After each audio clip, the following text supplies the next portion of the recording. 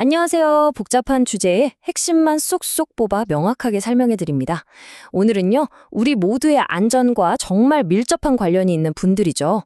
바로 현장의 숨은 영웅, 현장 관리 감독자가 대체 어떤 주요한 역할을 하는지 알아보겠습니다.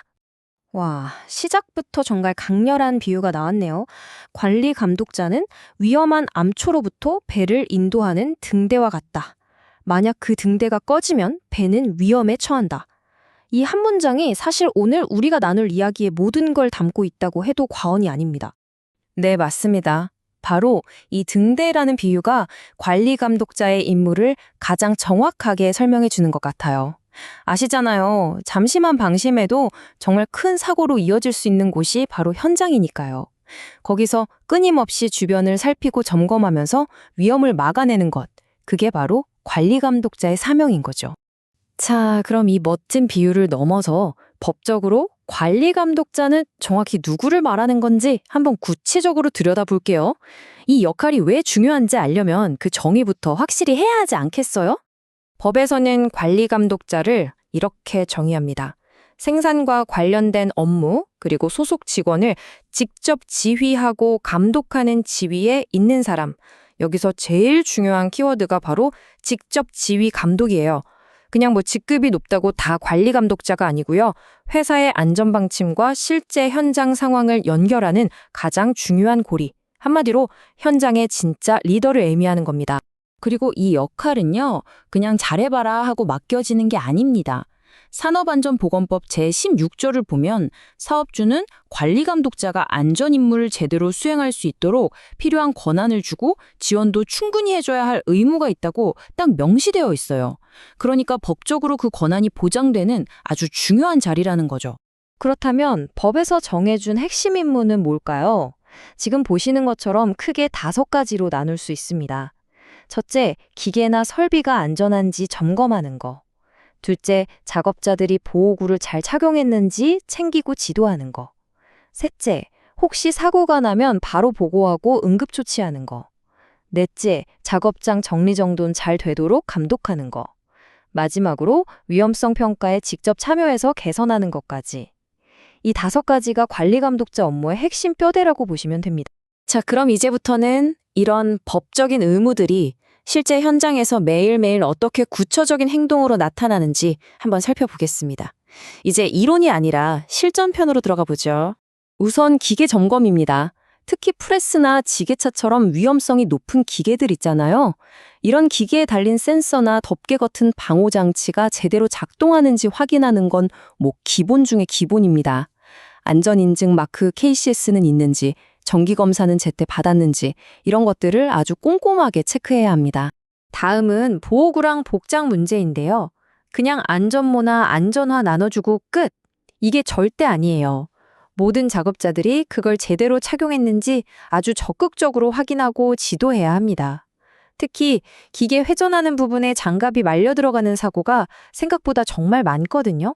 그래서 이런 위험한 곳에서는 장갑 착용을 금지시키는 단호함도 꼭 필요합니다. 작업 환경 관리 이것도 정말 중요하죠.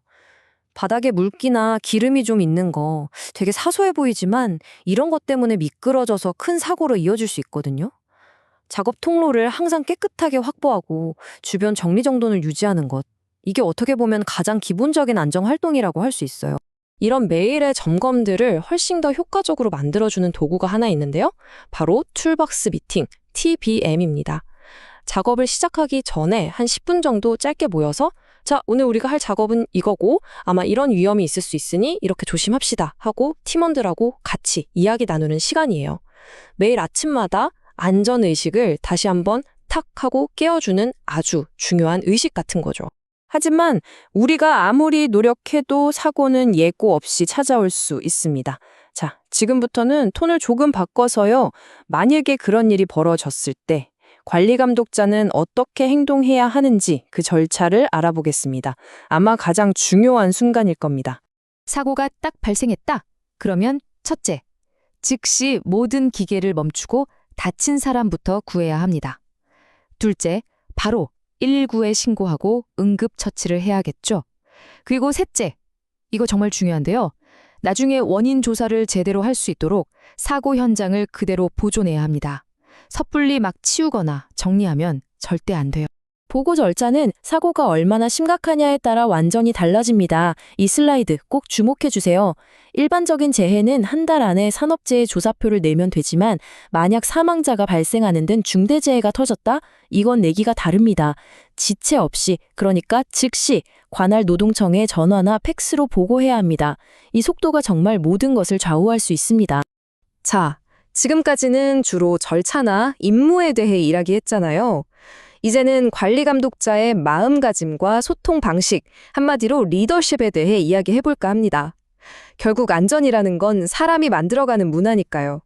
그럼 훌륭한 안전 리더는 어떤 태도를 가져야 할까요? 첫째는 솔선수범입니다. 뭐 당연한 얘기죠. 내가 안 지키는 규칙을 남한테 지키라고 할 순 없으니까요. 둘째, 존중하는 언어를 쓰는 겁니다. 욕설이나 반말로 명령하는 게 아니라 안전이라는 우리 모두의 목표를 위해 설득하고 이끌어야죠. 또 협력업체 직원에게는 직접 지시하기보다는 그쪽 관리자를 통해서 소통하는 게 원칙이고요. 마지막으로 작업자들이 여기가 좀 불안한데요 하고 말할 때 그 목소리에 귀를 기울이는 경청의 자세가 정말 필수적입니다. 이런 리더십은 그냥 생기는 게 아니겠죠. 끊임없이 배우고 익혀야 합니다. 그래서 법으로 관리 감독자는 매년 16시간 이상의 정기 안전보건 교육을 꼭 받도록 되어 있습니다. 만약에 이 교육을 안 받으면 어떻게 될까요? 그냥 넘어갈 수 있는 문제가 아닙니다. 최대 500만 원의 과태료가 부과될 수 있어요. 그만큼 나라에서 이 교육을 아주 중요하게 생각한다는 뜻이겠죠. 그리고 한 가지 더 정말 중요한 행정 절차가 있습니다. 회사에서 자체적으로 실시한 모든 안전교육은요, 반드시 교육일지에 꼼꼼히 기록하고 그 서류를 5년 동안 보관해야만 법적인 효력을 인정받을 수 있어요. 이 기록이 나중에 우리를 보호해주는 든든한 증거가 되는 겁니다. 자, 이렇게 관리 감독자의 A부터 Z까지 쭉 한번 훑어봤습니다. 오늘 설명의 시작이었던 그 등대의 비유 기억나시죠?